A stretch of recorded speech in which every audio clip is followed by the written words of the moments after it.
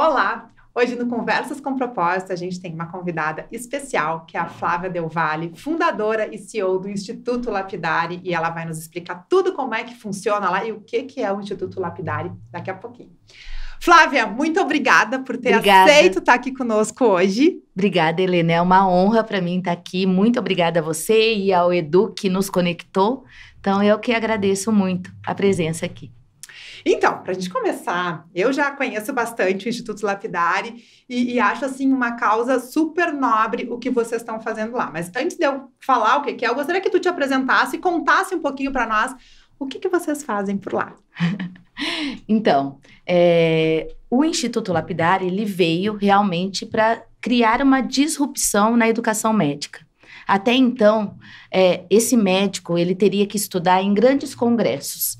E o que a gente fez? A gente aproximou um grande speaker do aluno médico que queria aprender com esse speaker, referência no Brasil e no mundo, que hoje o Brasil é uma referência em cirurgia plástica, em dermatologia, os melhores estão aqui. Então, teve toda essa memória, né, do Ivo Pitangui, que foi tão importante para a sociedade médica, mais para a cirurgia plástica, e ele deixou um legado muito bonito, que é esse legado que os médicos, eles são muito bem preparados, os brasileiros, para cuidar da beleza, uma beleza natural, que faz um gerenciamento do envelhecimento.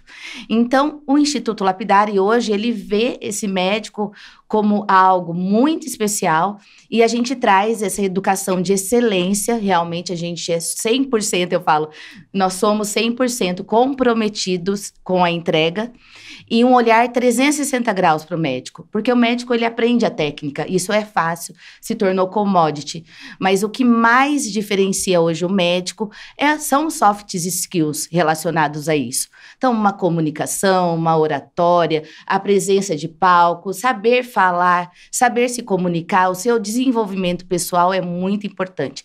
Fora gestão, empreendedorismo e marketing, que também permeiam e deixam esse médico, que hoje a concorrência é muito grande, a gente não pode negar, deixa esse médico muito mais preparado e muito mais seguro do dia a dia dele.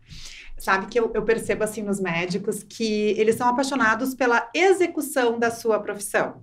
E eles, às vezes, esquecem que quando eles têm uma clínica, eles, além de fazer a execução da sua profissão lá, tá, nos cuidando para que a gente fique lindas e maravilhosas, eles têm que fazer uma gestão da secretária, da limpeza da estrutura, e inclusive, eles têm clínicas que são grandes, né? Então, como é que vocês, lá no Lapidari, também apoiam e instruem esse médico no braço de gestão?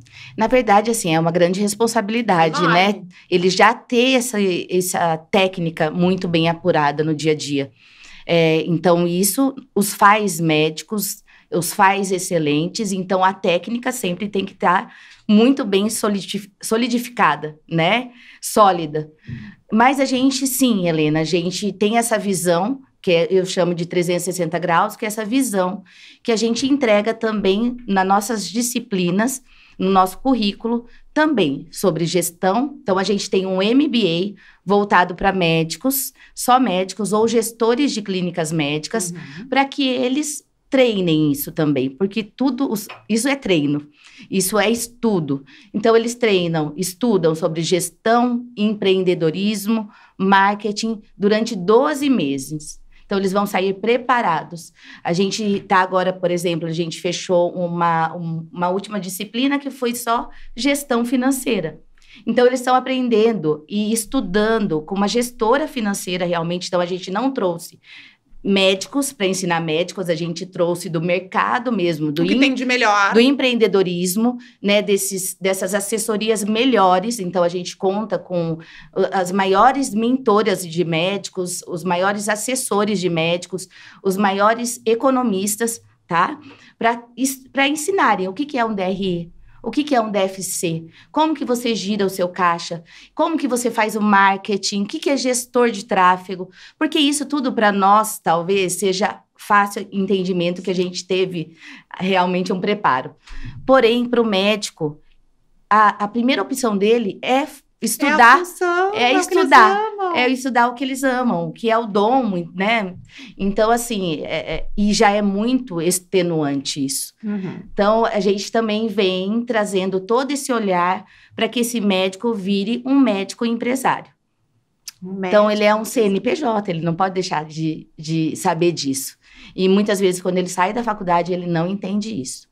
Ele tem que ter a consciência, né, de um médico empresário. Eu gostei Isso. disso aí, porque realmente, às vezes, a gente acaba entrando tão fundo naquela nossa especialidade, com propósito, né? Eu, além de mim, são mais outras 3 consultoras, depois tem o pessoal do marketing, tem o pessoal do financeiro, e a gente tem que estar olhando para tudo isso da melhor forma e atendendo isso é que faz com que a gente tenha mais sucesso ou menos. É esse olhar sistêmico que o lapidário tem. Esse é o diferencial hoje, porque a técnica todo mundo aprende, mas o diferencial são esses detalhes que fazem a diferença no final, no resultado final da sua clínica.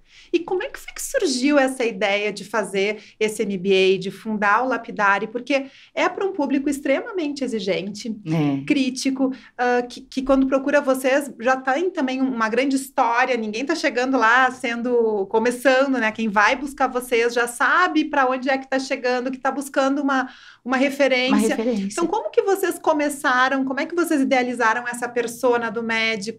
Como é que foi surgir algo do comecinho, assim? Na verdade, eu tenho que voltar um pouquinho e contar a história, né? A história um pouquinho, a minha história. Na verdade, eu sou enfermeira de formação.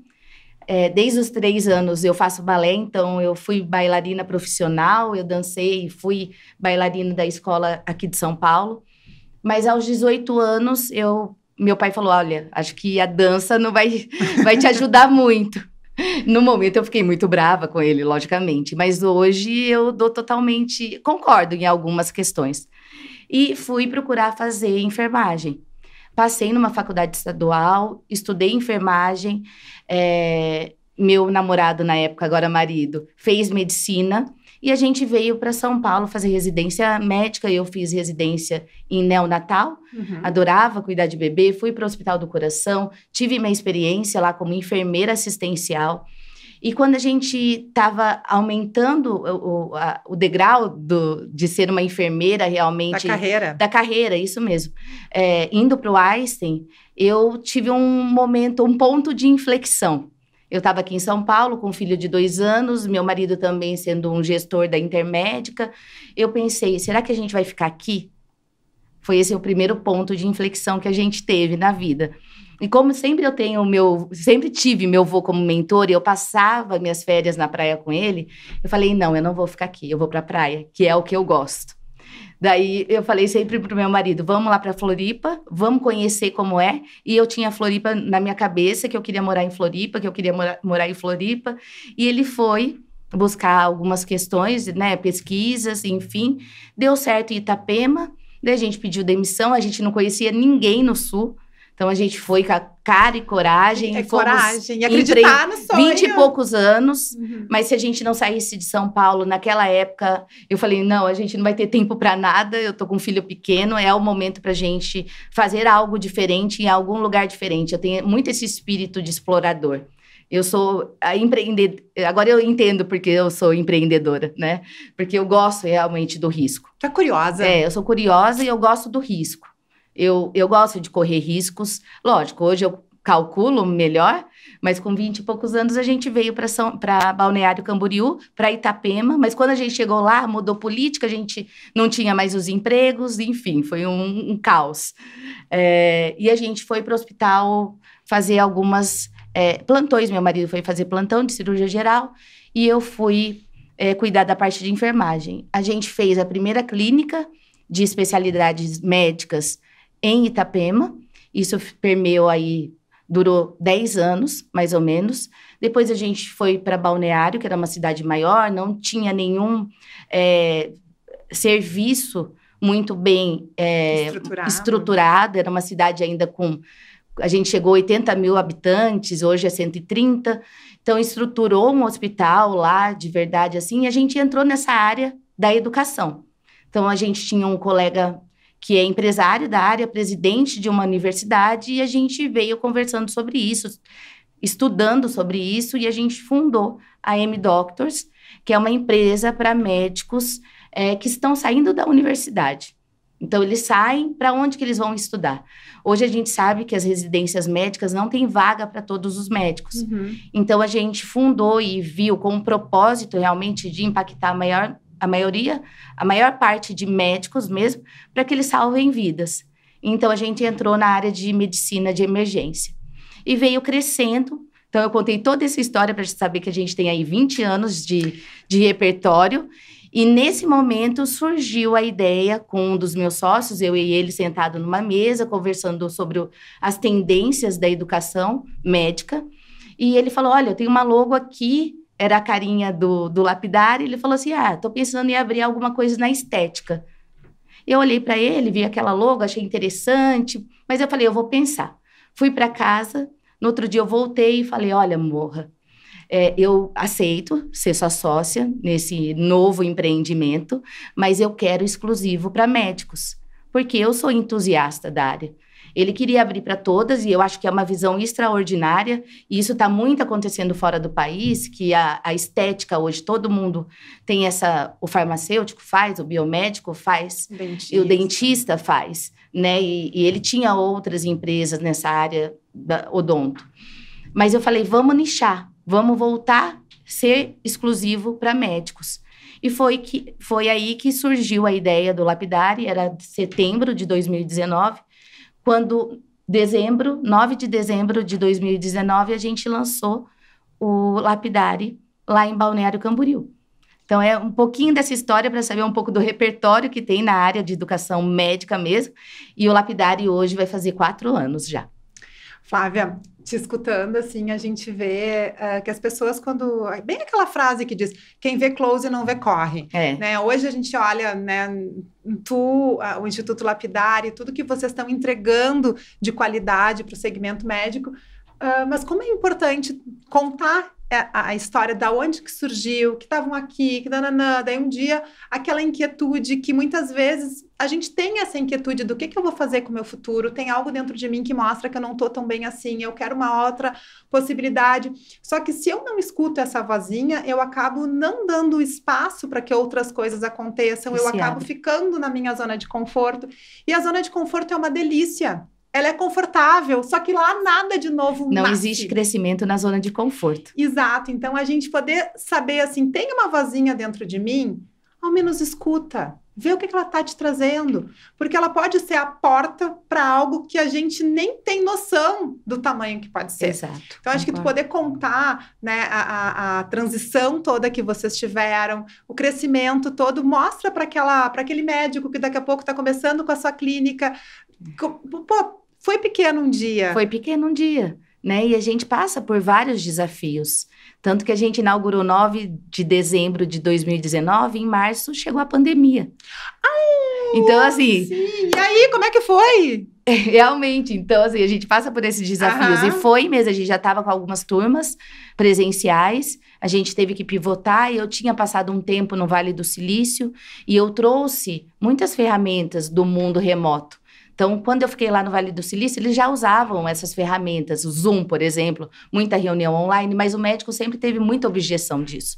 Porque eles gostam realmente do presencial. É uma profissão do toque, uma profissão do toque. Mas a teoria ainda, hoje, é super aceita.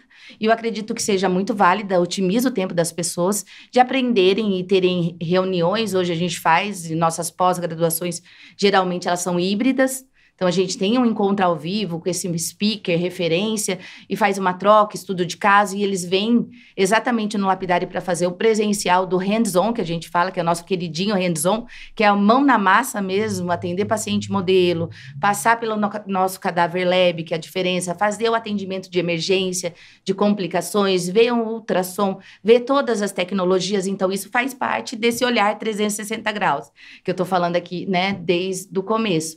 Então, isso é muito importante, sabe? Saber que você vai passar por alguns caos, algumas alguns enroscos, intempéries, e você vai pivotando, né? E assim, veio a pandemia, a gente migrou para o online, passaram-se aí 7 mil médicos.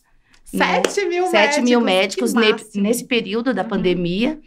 E logo depois a gente já recuperou os presenciais e essa história é muito quando eu vejo hoje a história do lapidário, esses médicos impactados, salvando vidas, porque a beleza tem muito a ver com a autoestima da pessoa.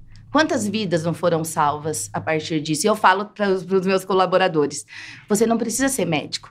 Você está vivendo numa empresa médica e você está salvando vidas. Está transformando. Esse é o propósito. Você transforma vidas aqui dentro.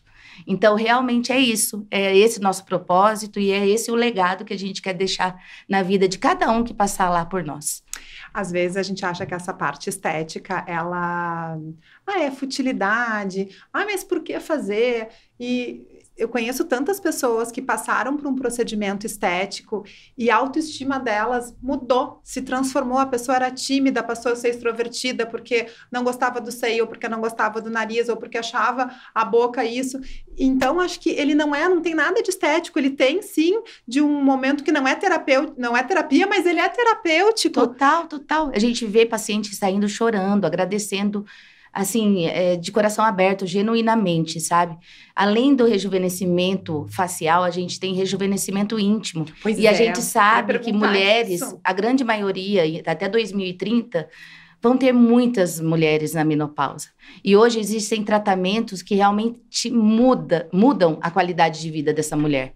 Então, uma mulher ali que não tinha relação sexual há muito tempo com o marido, ela foi lá, fez um tratamento e saiu realmente chorando, voltou depois, fez o depoimento dela, por isso que eu estou falando aqui, ela tornou isso público.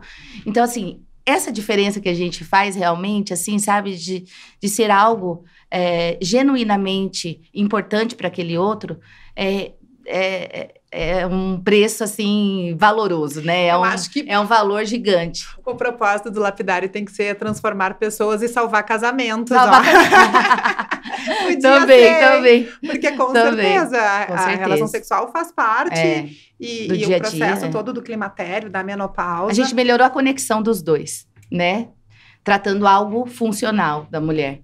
Então, isso é muito importante também. E eu queria saber uma coisa, como é que é a experiência que o médico tem ao se inscrever e ao chegar no lapidário? Porque eu sei que vocês por lá, gente, assim, é muito cuidado, é muito carinho, é muita atenção aos detalhes, eu amo isso tudo. Então, como é que é quando eles chegam lá? Não sei se dá para contar, senão vai estragar a surpresa. Jamais. Mas como é que é esse momento de chegada, essa acolhida? Eu acho assim, a gente pode falar com certeza, porque eu quero mais que as pessoas façam, e quando a gente se torna uma referência, as pessoas podem modelar essa experiência, porque isso faz bem para todo mundo. Então, quando me falam, isso é muito natural meu, assim, Helena, eu acho, sabe? E todo mundo vem e me fala, Flávia, quando você realmente está no ambiente, você está vivendo para aquilo. Você olha para todos os lados, você é minuciosa nos detalhes. Mas isso eu não consigo explicar, porque isso é meu. Uhum. Então, desde lá de cedo, eu lembro que eu fazia as festinhas em casa, e eu que preparava tudo. Eu gostava de receber, eu gostava de preparar a mesa, eu gostava de fazer a comida, eu inventava festas para minha mãe quando ela fazia aniversário. Então, eu acho que esse dom, eu acho que veio de mim, né? Então, hoje, quando eu entro no lapidário, cada detalhe, todo mundo fala assim, nossa, tem um detalhezinho da Flávia, é um olhar da Flávia. Então, assim, na verdade, eu acho que atenção aos detalhes é se preocupar realmente com o outro.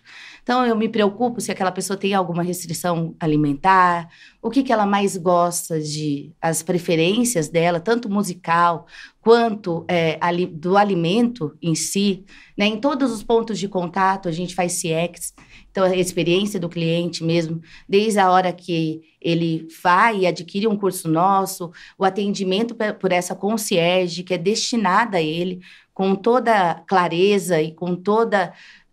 ela é solícita a isso, né? E a gente personaliza. Então, assim, na verdade, um atendimento personalizado, individualizado para esses médicos que confiaram na gente. Então, desde os nossos stakeholders, logicamente, até, né, os alunos que passam por nós. E isso tudo era lá em Balneário Camboriú e agora também está chegando em São Paulo. Exatamente. A gente escolheu Balneário Camboriú porque poderia ter aberto no Brasil, mas pela experiência. Então, quando o médico vai para Balneário Camboriú, a gente já tem um motorista que busca essa pessoa. Tem a praia para começar. Já tem a praia. E lá em Balneário Camboriú tem um lado muito bom de gastronomia, do turismo. chama-se de Dubai brasileira, então tem os melhores empreendimentos, e a qualidade de vida. Lá você não corre riscos. Então, essa pessoa, ela Segurança. pode... Eu sempre pensei assim, nossa, o médico vem para estudar, traz a família, essa família fica na praia, passeia, tem o Beto Carreiro. Então, assim, é o encantamento em todos os detalhes, é o olhar de todos os detalhes. Porém, a gente tem um desafio lá, que é a malha aérea. Sim. Então, assim, você tem um aeroporto de Navegantes, essa pessoa tem que pegar um ferry para chegar até Balneário Camboriú. Não que isso seja um empecilho, hoje a gente tem aí uma malha muito extensa de horários de voos, se não tem ali, tem Floripa.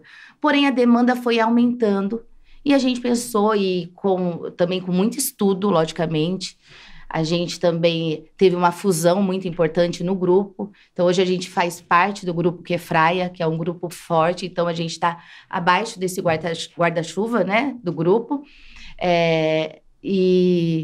Então, a gente vem amadurecendo essa ideia. A gente tem um plano de expansão. E a primeira cidade de expansão do Lapidary é São Paulo. Depois a gente vai para o Rio. E daí tem outras novidades aí para exterior, enfim. Então, a gente tem já um plano bem desenhado, bem sólido, né, de estudo realmente, desse desenvolvimento desse ecossistema que a gente tem hoje, né, de ciência, tecnologia, anatomia, esse olhar 360 graus para a beleza em si. E como é que vai ser aqui em São Paulo? Onde que vai ser? Já pode contar? Vai ter toda essa experiência também que lá vocês tinham? Como é que vocês estão organizando para receber com o mesmo carinho, com o mesmo afeto, com a mesma transformação? Essa visão vai ser a mesma. É cultura, né? Não adianta, cultura, né? É cultura, isso mesmo. Quando a gente fala de cultura, está muito vivo lá dentro, assim, nos colaboradores que vão lá, as pessoas sentem isso. A gente conseguiu formar um time aí que está 1 ano e pouco, que a gente sabe o quão difícil hoje é formar um time de alta performance e que também tem amor pelo que faz. Então, isso a gente vem trabalhando nas pessoas desde sempre. É um desafio lá também, que muitas pessoas vão para Balneário para ter uma experiência de praia, às vezes não quer trabalhar, enfim, é um pouco complexo esse trabalho lá. Aqui, a gente vai fazer a mesma coisa. A gente sempre pensa assim, eu e o Morra sempre falamos, a gente vai fazer experiências diferentes, mas a gente tem um conceito, e esse conceito é muito sólido. Então, a gente vai trazer a experiência para São Paulo? Vamos. Mas aqui vai ser outro acolhimento, é mais corporativo. Então, a gente traz uma visão mais corporativa, né? Para a Lapidary São Paulo, a gente traz mais tecnologia, mas a gente traz aqui mais estudos científicos, a gente quer desenvolver um hub de cientificidade dentro do Lapidary, com publicação de artigos científicos. A questão do Cadáver Lab agora fica dentro do Lapidary. Então, é um laboratório de anatomia em cadáver fresco que foi pioneiro no Brasil. A gente que trouxe essa tecnologia para o Brasil. Hoje a gente tem bastante gente fazendo, mas fomos nós. Tanto essa visão do médico estudar 360 graus num lugar acolhedor, com esse encantamento, nós fomos pioneiros nisso, e agora a gente traz para São Paulo também tudo isso no mesmo lugar, com esse atendimento exclusivo para médicos. Então, o conceito é o mesmo, porém, o acolhimento e esses detalhes, eu vou deixar um pouquinho aqui na expectativa do que virá. Ótimo, muito legal. Deixa eu te perguntar, então, assim, a gente tem, quais são os 3 pilares que quem busca o Lapidary tem? Bom, sou um médico, fiquei sabendo do Lapidary, me falaram muito bem da parte do trabalho de estética que vocês têm lá. Então, a gente tem a parte de estética, Isso. que o médico pode se especializar, mas quando eu entro no MBA, quais são os outros pilares que eu também vou estar levando junto comigo? Tem vários, assim, mas se eu pudesse falar, além da técnica, né? Logicamente, Que esse é um o pilar. basilar e com certeza Isso, não... que a gente foca muito na prática, tá? Então, assim, não tem como você não treinar esses procedimentos para ser um bom médico. É o treino, o estudo diferenciado disso, que é o olhar apurado, é um assessment que a gente fala, uma avaliação do rosto daquela outra pessoa para encontrar a melhor versão dela. Então, esse um pilar que a gente trabalha muito também importante, que é a humanização e a individualização. Então, a gente gosta de passar isso para o médico, a gente tem os nossos speakers que também têm a mesma sinergia com o pensamento do Lapidary. Então, assim, ver o outro e encontrar a melhor versão do outro, que pode ser diferente né? São visões diferentes de belezas diferentes, tá? Então, esse é um pilar. Também a cientificidade, a humanização e a prática, logicamente. Tá. Falaste muito da humanização, né? A gente trabalha muito com desenvolvimento de lideranças, equipes e palestras aqui na Com Propósito. E como a gente vê a necessidade das pessoas lembrarem de algo tão simples que significa somos seres humanos. A gente tem... É até estranho falar isso, né? É estranho, né? A gente fala o líder humano, o líder humanizado, o médico humanizado. É uma coisa que é para ser redundante, porque o médico é uma pessoa, o líder é uma pessoa. Mas como a gente precisa lembrar que sim, a gente tem emoções dentro da gente. A gente daqui a pouco está fazendo aquela experiência, aquele procedimento por uma primeira vez e a mão dá uma tremidinha porque o medo está presente, porque a insegurança também está. Então, como é que vocês lidam com essa parte humana, né, do médico, que é uma pessoa que também está ali lidando com a autoestima de outra pessoa. Então, que conexão tem que ter forte para poder lidar com tudo isso, lidar com seus medos, para poder entender a necessidade do outro? Como que vocês trabalham isso? É um trabalho bem árduo e é uma pergunta bem difícil de responder, porque isso depende muito da pessoa, desse médico, dele estar se permitindo essa abertura, o aluno, que eu digo, né, para que ele tenha uma conexão maior com esse paciente. Mas isso a gente consegue passar no nosso dia a dia, nas nossas disciplinas, porque o foco e o pilar é a humanização. Então, a gente sempre, quando começa um curso, a gente entende e passa isso para o médico, que muitos já realmente fazem isso no dia a dia, que é entender que aquela pessoa que está na sua frente depositou uma confiança em você. E essa confiança é muito importante, você não pode quebrar. Essa humanização, hoje a gente vê aí essas inteligências artificiais, tudo que está indo. O que não vai nos diferenciar?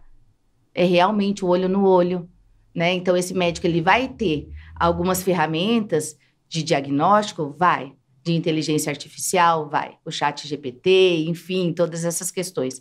O prognóstico, né? Muito mais bem detalhado em relação a isso. O diagnóstico, digo.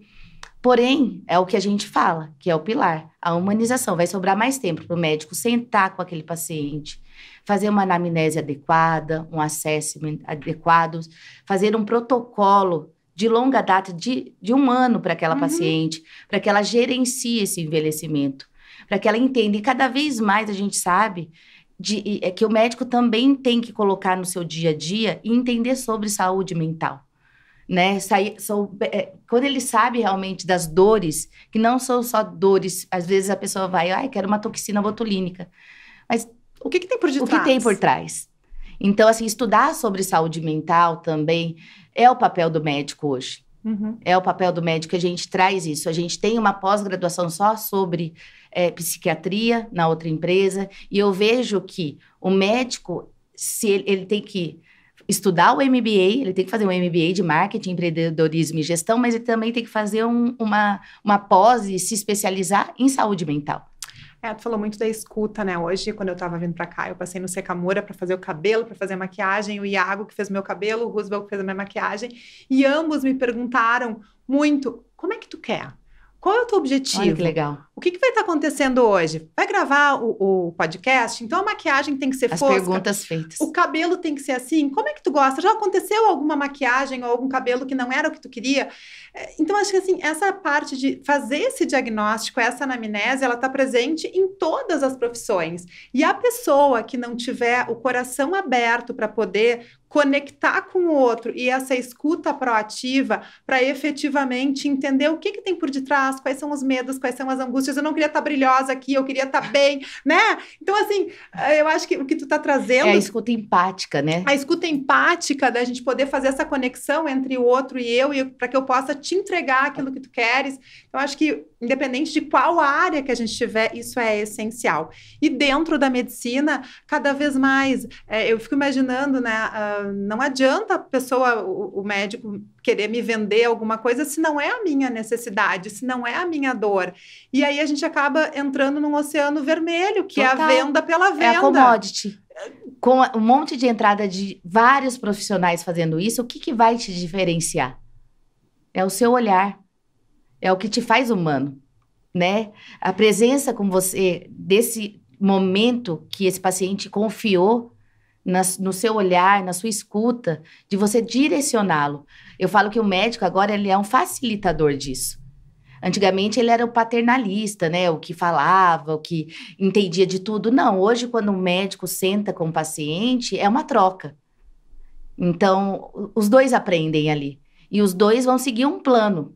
Esse plano ele vai ser ajustado com o tempo. Então, esse médico que entender isso, essa escuta empática, esse momento realmente, olho no olho, ele vai se diferenciar. E vai conseguir a fidelidade das pessoas. A fidelidade também. Porque certeza. Senão a gente fica de pinga-pinga.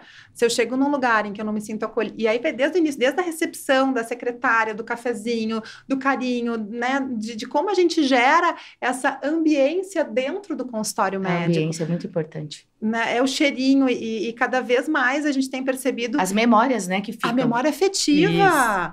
De eu poder lembrar, mas quando eu vou lá é aquele, sei lá, é aquele cappuccino, é aquela forma que complementa o meu tratamento. Claro que eu não vou lá para tomar um cafezinho, claro que eu não vou lá para receber... Você quer o resultado, logicamente, né? Você não vai querer sair lá do torta. jeito... Não, quero sair lá linda, maravilhosa. Mas só que isso tudo gera valor, gera experiência. Então, além de tudo, não adianta eu ser maravilhosa se eu também não parecer maravilhosa. Então, Exato. acho que essas duas coisas... E a saúde mental, né, também. Tem que estar bem. E a saúde mental também. A gente, enfim, eu sou psicóloga e trabalho muito com a Adoro. saúde mental. É muito bom. E tem dias que a gente não tá bem. E tá tudo bem, né? E tá tudo bem, né? Então, tá tudo bem não tá bem. Tá tudo bem, não tá bem, mas eu tô ali atendendo alguém. Então, eu também preciso reconhecer Reconhece. esse meu momento. Que é super importante isso, muito importante. E aí tu falou também da parte de meditação, né? Eu acredito que quando a gente reconhece esse momento, me dá mais consciência para eu estar mais atento quando eu não tô tão bem. Exatamente. Eu faço meditação todo dia de manhã. Eu acordo 5h15, porque eu tenho um bebê de 10 meses. Então, um filho de 20 anos e um bebê de 10 meses. Tá. Exatamente, assim, 20 anos depois eu tive um filho, assim, não foi nada combinado. Foi uma surpresa, uma bênção aí que Deus delícia. Colocou na minha vida. Até me arrepio aqui. Mas eu acordo 5h15 da manhã, porque eu quero acordar e meditar e ler. Tu medita por quanto tempo? De 20 a 25 minutos, mais ou menos. E isso que você falou, Helena, é muito importante, porque tem dias que eu não tô bem na meditação.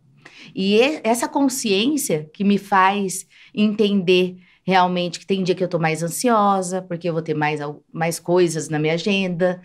E eu entender que eu preciso respirar realmente, e começar o dia meditando, me faz melhor. Porque imagina se eu não fizesse isso. Flávia, as pessoas acham besteira, mas respirar... É respiração. É respiração. Meditação é respiração. E ela modula todo o nosso E como é difícil, né? Aquela respiração mais curtinha vai nos gerando mais ansiedade, a gente conseguir poder relaxar. Para estar presente. Agora eu queria que tu me contasse um pouco da Flávia humana, da Flávia pessoa. A gente viu a Flávia empresária, poderosíssima, que linda e maravilhosa. Mas como que Estamos no caminho. Mas como que é ser mulher, empresária, CEO, ter 2 filhos? Agora eu descobri que tem um de 20 e um de 10 meses. Tu amamenta ainda? Eu amamentei até os 6 meses. Então, a minha grande dificuldade, eu falo para todo mundo, que eu nasci para ser mãe com parto normal. Mas a amamentação para mim sempre foi muito desafiadora. Uhum. Com o Pedro, meu primeiro filho, eu amamentei até os 4 meses. E com o Ben, eu tive uma vitória aí de 2 meses a mais. Então, isso foi muito legal aí para mim também. E a mãe Flávia e a mulher Flávia, muita gente me pergunta isso. Como que você dá conta de tudo? Quando a gente olha no Instagram, é um monte de coisa, um monte de atividade, ela não para. Ainda mais com esse crescimento agora, essa expansão. Muitas pessoas me perguntam, você vai dar conta? Vou dar conta, porque eu me preparei para isso. E eu tenho uma gestão de tempo muito bem determinada. Então, assim, eu sei qual é a minha agenda, eu sei quais são minhas prioridades, eu divido minha agenda em todos os meus planos e as minhas prioridades da semana. Então, eu acredito que seja assim, seja isso, fazer uma boa gestão do seu tempo, do que realmente é prioridade na sua vida. Uma agenda bem estruturada. Isso, exatamente. Tá, isso e como me faz é que tu melhor. faz para fazer essa agenda estruturada e caber tudo dentro? cabe, porque todo mundo tem 24 horas. Então, eu acordo 5h15. Já começa por aí, né, Já começa por aí. Tá. E eu vou dormir 9h30 da noite, porque eu considero que o sono é algo muito importante. Ainda mais agora que eu tive algumas privações de sono, mas graças a Deus o bem, ele veio muito tranquilo. Então, ele dorme 7h30 da noite e acorda 7 da manhã. A noite inteira, bem Ele acorda para mamar ali por volta das 11 e pouquinho, mama e depois dorme até 7. Nunca tive isso aí na minha casa. O meu primeiro filho, jamais. Por isso que eu não tive outro filho tão cedo, assim, e nem tava nos meus planos. Uhum. Isso foi muito engraçado. Por quê? Porque o Pedro, ele sempre acordou a noite inteira, ele tinha mais dificuldade, ele é um pouquinho mais agitado. E até hoje ele fala, mãe, até hoje eu tenho dificuldade umas vezes para dormir. Que é uma pessoa mais ativa. Uhum. E o Ben não, ele veio totalmente ao contrário, assim. Eu acho que foi minha gestação, tá? Porque ele come bem, ele se alimenta bem, ele gosta de tudo que é natural, ele dorme bem. E eu acredito que foi a meditação, as leituras que eu tive, o preparo na alimentação que eu tive também, que eu não tinha com 20 anos. Uhum. 20 anos eu estava ali fazendo faculdade, eu tive o Pedro. Então, assim, a gente comia fast food, a vida era mais corrida, meu marido dava muito plantão, e eu estava sozinha em São Paulo também. Eu acho que tudo é a ambiência.